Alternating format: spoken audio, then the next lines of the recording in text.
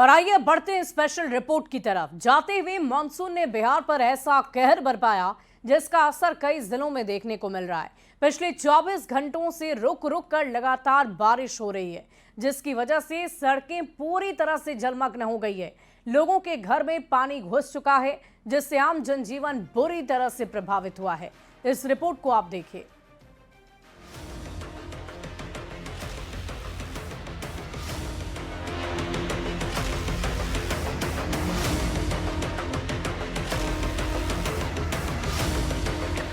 बिहार में एक बार फिर मौसम का मिजाज बदल गया है। मानसून ने जाते जाते बिहार के कई जिलों पर ऐसा कहर बरपाया कि सड़कें नदी में तब्दील हो गई। ये तस्वीरें सिवान की है, जहां आधा दर्जन से ज्यादा मोहल्ले में पानी घुस गया है।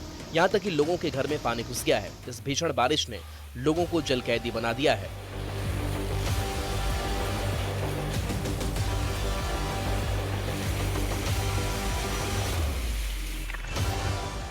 कुछ ऐसी ही तस्वीर आरा में देखने को मिली, जहां भारी बारिश की वजह से कई इलाकों में पानी भर गया। रुक रुक कर हो रही बारिश की वजह से सड़कें पूरी तरह से पानी में डूब गई हैं।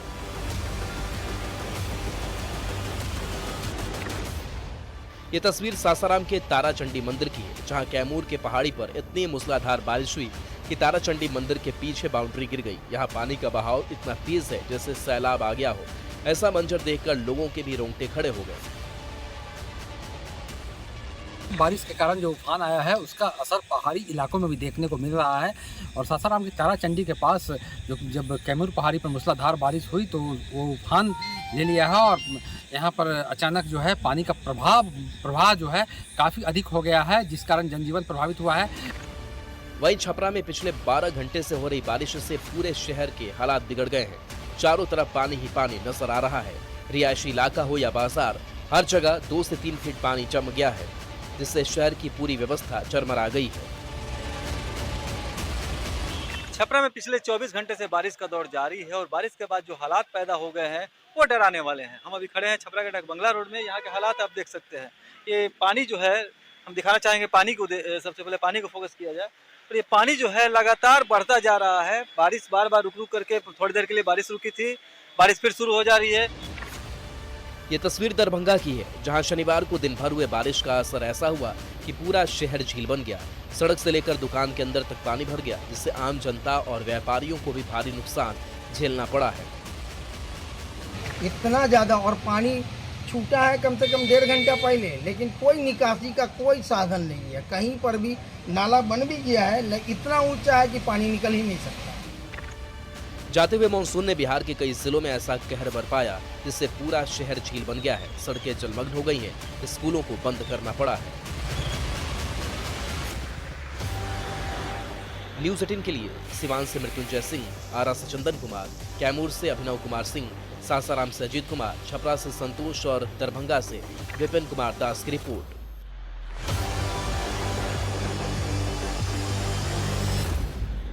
और देखिए, बिहार में भारी बारिश के बाद नदियां उफान पर हैं। लोगों की जिंदगी दहशत में है।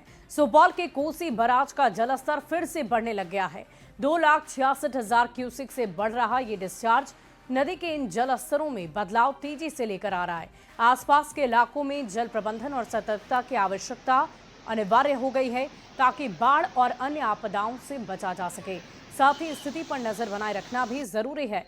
तटबंध पर लगातार नजर रखी जा रही है।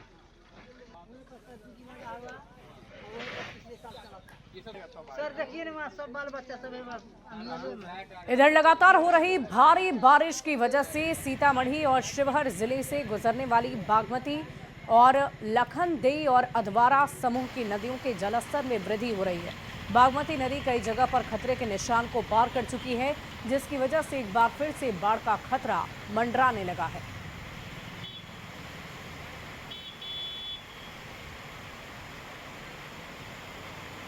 किशनगंज से भी एक तस्वीर सामने आई, जहां जिले में लगातार भारी बारिश और नेपाल के तराई क्षेत्र में बारिश की वजह से नेपाल से आने वाली मैची नदी उफान पर है। वहीं ठाकुरगंज प्रखंड के गलगलिया बॉर्डर स्थित निचले इलाके में बाढ़ का पानी घुसा।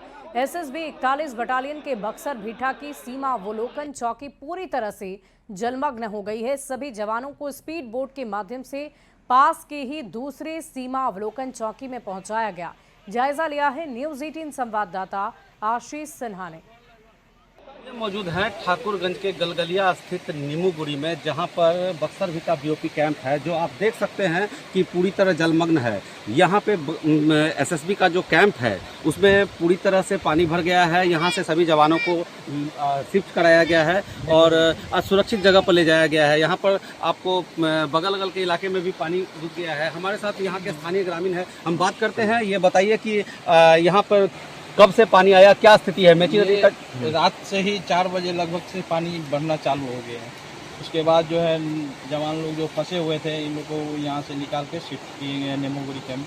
का खाने पीने का सब जुगाड़ मिल रहा है। और ये सामान का क्या स्थिति रहा? सामान वामान जो है अभी कुछ फंसा हुआ है, बाकी बात जो सामान है बोट के द्वारा निकाल के ले गए हैं। जो एसएसबी का जो मैंने जरूरी सामान ये लोग निकाल लिए हैं, सब निकाल लिए हैं। क्या नाम हुआ आपका? बेदू कुमार गोस्वामी। जो ये स्थानीय नागरिक थे जिन्होंने बताया कि यहाँ पे मतलब एसएसबी कैंप को अभी पूरी तरह खाली करा दिया गया है और नेपाल के तराई क्षेत्र में जो बारिश हुई है उसका असर ये हुआ है कि निचले इलाके में पानी भर गया है और एसएसबी के कैंप में पानी है सहित यहाँ के कुछ इलाके जो ग्रामीण इलाके हैं वहाँ पर भी पानी घुसा है, जहाँ पर भी और कुछ जगह पे राहत कार्य कराया जा रहा है। स्टेशन पे कुछ जगह राहत कार्य कराया जा रहा है और प्रशासन की तरफ से भी मुस्तैदी है कि लोगों को राहत मिल सके। आशीष सिन्हा, न्यूज़ 18 किशनगंज। और किशनगंज जिले में बाढ़ के कहर के बीच एसएसबी की 19वीं और 41वीं बटालियन के जवानों ने मानवता की मिसाल पेश कर दी है। खुद की कई बीओपी बाढ़ से प्रभावित होने के बावजूद जवान राहत और बचाव कार्य में जुटे रहे।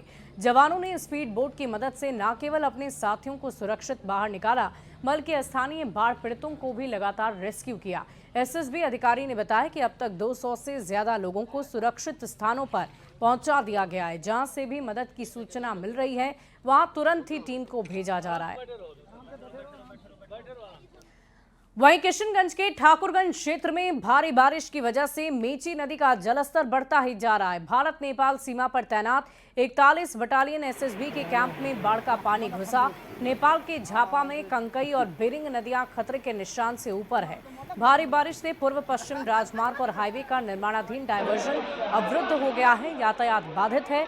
पश्चिम बंगाल के नक्सलबाड़ी में हाथियों का झुंड सुरक्षित स्थान की ओर जा रहा है। वहीं प्रशासन पूरी तरह से अलर्ट मोड पर है। और देखिए, एक दिन से नहीं बल्कि बीते कई दिनों से लगातार बारिश हो रही है, जिसकी वजह से मधुबनी के कमला नदी के जलस्तर में तेजी से बढ़ोतरी हुई है।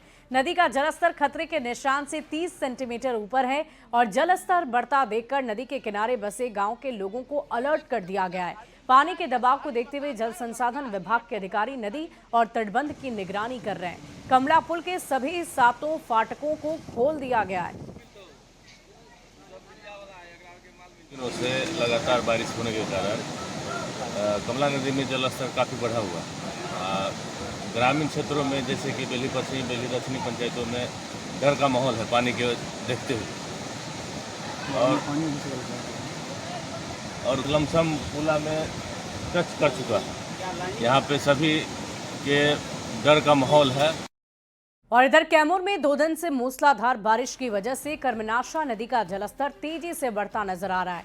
मूसा खान बांध से 35,000 क्यूसेक पानी छोड़ने के कारण कई गांव बाढ़ की चपेट में हैं। सैकड़ों एकड़ फसल बर्बाद हो गई है। किसान बेहद चिंतित हैं और पलायन को विवश हैं।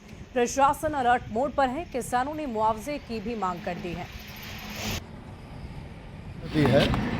और मतलब ये तीसरी बार है इसको बढ़ाव पर और सबसे ज़्यादा इस बार आई है। कम से कम कुछ नहीं तो 50 बीघा नदी के किनार पे जो था वो धान चला गया था, एकदम मुँह रेड़ा पर हो गया था हम लोगों का धान।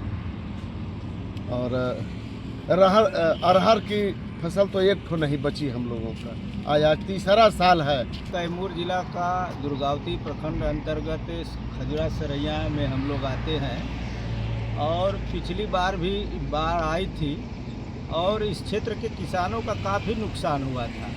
जो आप देख सकते हैं, उधर कैमरा घुमा करके देख लीजिए, उधर का जो भी फसल लगा हुआ था सब फसल जल गया।